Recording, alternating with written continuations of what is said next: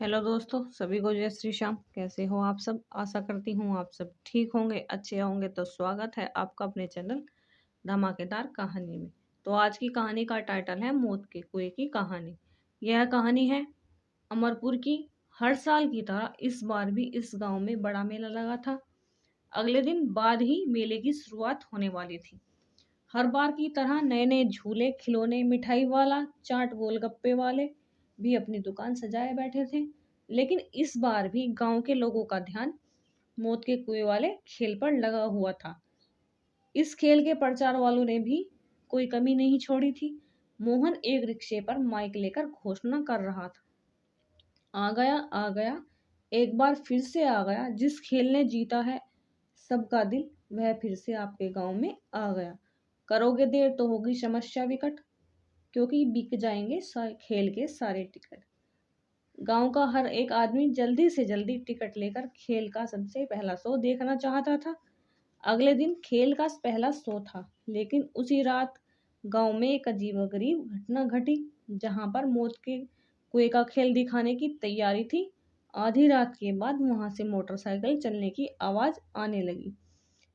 एक घर में श्यामलाल, उसकी पत्नी देवकी और उसकी 6 साल की बेटी गुंजा सो रही थी। अचानक से गुंजा की नींद खुल जाती है।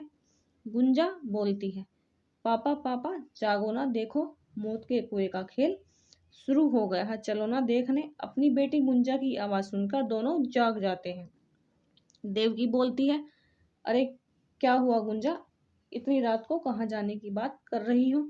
गुंजा बोलती है, माँ हमने उस मौत के कुएं का टिकट लिया है ना, देखो वो खेल शुरू हो गया। तुम्हें मोटरसाइकिल की आवाज आ रही है ना? श्यामलाल बोला, बेटा अभी तो रात है, वो खेल तो कल शाम को शुरू होगा। गुंजा बोलती है, पर ये आवाज कैसी है पापा? श्यामलाल बोलता है, अरे होगी कोई आवाज, चलो सो जाओ। गुंजा सो गई, लेकिन जैसे जैसे रात बीत रही थी मोटरसाइकिल की आवाज बढ़ती जा रही थी। कुछ देर बाद मोटरसाइकिल की आवाज आनी बंद हो गई और वहां से एक औरत और एक बच्चे के रोने की आवाज आने लगी। उस आवाज से गुंजा और उसके माता पिता की नींद खुल गई। इस बार वह आवाज उन दोनों ने भी सुनी थी। वह सब डर गए। वह उस जगह पर जाना चाह रहे थे, लेकिन हिम्मत नहीं हो रही थी। अगली सुबह जब उन लोगों ने गांव वालों से यह बात बताई तो उनकी बातों पर किसी ने ध्यान नहीं दिया, क्योंकि उनके सिवा वह आवाज किसी ने नहीं सुनी थी। इसका शायद यह कारण रहा हो कि गुंजा का घर मेले वाले मैदान के पास में था। उसी शाम देवकी, श्यामलाल और गुंजा मेला देखने गए। चारों ओर लोगों की भीड़ थी। कोई झूले पर बैठा चिल्ला रहा था तो कोई नए खिलौना हाथ में लेकर मुस्कुरा रहा था। कोई जलेबियां देखकर ललचा रहा था, कोई गोलगप्पे खा रहा था। लेकिन गुंजा को तो इंतजार था मौत के कुएं का खेल शुरू होने का। वह भी कई वहां भी कई सारे लोगों की भीड़ थी। लोग खेल चालू करने के लिए कह रहे थे कि मोटरसाइकिल स्टार्ट करने की आवाज आई। मोटरसाइकिल का चालक एक्सीलेटर पर एक्सीलेटर दबाए जा रहा था। बाइक की आवाज पूरे मेले में गूंज रही थी। दर्शक बाइक की आवाज से रोमांचित हो रहे थे। कई लोगों ने तो सीटियां भी बजाने लगे थे। लेकिन इस बीच लोगों ने देखा मौत के कुएं में एक छोटी सी बच्ची बैठी रो रही थी। लोगों ने आवाज लगाई कि ये किसकी बच्ची है, कोई उस बच्ची को निकालता। उसके पहले ही लोगों ने देखा कुएं के अंदर अचानक एक औरत भी आ गई। उसका चेहरा बड़ा डरावना लग रहा था। वह बच्ची उसके गोद में जाकर बैठ गई।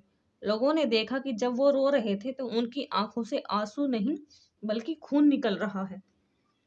कुछ ही देर में वो दोनों उड़ते हुए बाहर आ गए।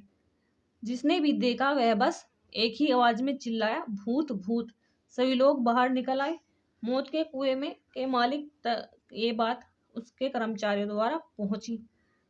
उस बात पर बहुत गुस्सा आया और बोला, ये बकवास है और तुम लोगों ने ये क्या भूत भूत लगा रखा है? पूरे मेले में चहल पहल है और यहाँ भूत की रट लगा रखी है।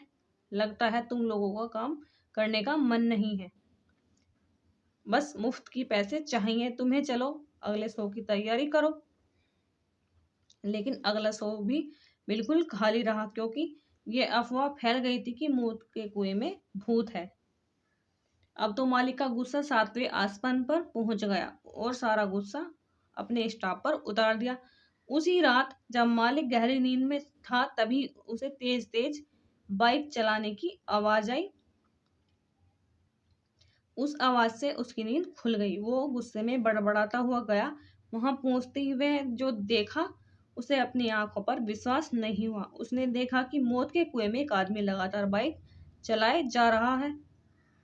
उस आदमी ने अपना सिर नीचे कर रखा है। मालिक ने उसे बुलाया, लेकिन मोटरसाइकिल के चालक ने कोई जवाब नहीं दिया और ये आवाज आसपास के पूरे गांव वालों को सुनाई दे रही थी। सभी को आश्चर्य हो रहा था कि आखिर इतनी रात को ये आवाज कैसे है। सभी को डर भी लग रहा था। फिर भी कुछ लोग और गांव के सरपंच जी के साथ मेले में पहुंचे। गुंजा भी श्यामलाल के साथ पहुंची। वहां उन लोगों ने भी वही दृश्य देखा जो मोती कुएं का मालिक देख रहा था। वह आदमी अब भी लगातार बाइक चलाया जा रहा था। तभी फिर से वही औरत और बच्ची अचानक से वहां आ गई। सभी गांव वाले उस औरत और बच्ची को गौर से देख रहे थे। तभी जो आदमी बाइक चला रहा था, उसके सर से खून बहने लगा। उसके खून से मौत के कुएं की पूरी दीवार लाल हो गई। कुछ देर बाद वो औरत और बच्ची उसी तरह रोने लगे। अब तो सारे गांव वालों की हालत खराब हो गई। किसी को कुछ समझ नहीं आ रहा था कि आखिर ये लोग कौन हैं। तभी मौत के कुएं का मालिक फिर से चिल्लाते हुए कहता है, अरे सुन नहीं रहे हो तुम? कौन हो? तुम लोगों को क्यों डरा रहे हो? क्या तुम मेरे खेल को बदनाम कर रहे हो? मालिक की बात सुनकर बाइक चलाने वाला अपने सिर ऊपर करता है। उसे देखकर मालिक की आवाज लड़खड़ाने लगती है। तुम तुम कहां से आ गए विक्रम? तुम हो? सरपंच बोलता, अरे कौन है ये तुम इसे जानते हो क्या? यह क्या? तब बाइक चलाने वाला अपनी बाइक रोकता है और कहता है कि क्यों मालिक, आप बताओगे या मैं बताऊं इन्हें? मालिक, मैं क्या बताऊं? मुझे कुछ नहीं पता। विक्रम, गांव वालों, यह एक दुष्ट आदमी है। इसके सीने में दिल नहीं है। यह जानवर है, जानवर। मेरा नाम विक्रम है। पिछले साल तक इसके साथ काम करता था। आप तो जानते हैं कि मौत के कुएं में गाड़ी चलाना हर दिन मौत को गले लगाना जैसा काम है। मैं हर रोज अपने परिवार और उसके लिए जान की बाजी लगाकर मोटरसाइकिल चलाता था। उस दिन शायद मेरा दिन खराब था। किसी दूसरे गांव में मेला लगा था। मैं अपना खेल दिखा रहा था। अचानक मोटरसाइकिल साइकिल का एक्सीडेंट हो गया और मेरा सिर कुएं का दीवार से जा टकराया। लगातार खून बहता रहा और मैं बेहोश हो गया और मेरी मौत हो गई। विक्रम के मौत के बाद उसकी पत्नी और उसकी छोटी सी बेटी के सामने जीवन चलाना कठिन हो गया। वो एक दिन मालिक के पास गए और कुछ पैसे मांगे, पर उसने कोई मदद नहीं की और वहां से उन्हें भगा दिया। वे दोनों परेशान होकर बाहर चले आए। विक्रम की पत्नी ने किसी और जगह काम करने की भी कोशिश की, लेकिन कहीं काम नहीं मिला। भूखे प्यासे सड़क पर भटकते कई दिन बीत गए और फिर भूख से उन दोनों की मौत हो गई। विक्रम, गांव वालों, आप लोग ही बताइए, मेरा और मेरे परिवार का क्या दोष था जिसकी हमें सजा मिली? अरे हम तो कलाकार हैं, इसी से हमारी रोजी चलती है। लेकिन कल को कोई हादसा हो जाता है तो मालिक हमें मरने के लिए छोड़ देता है।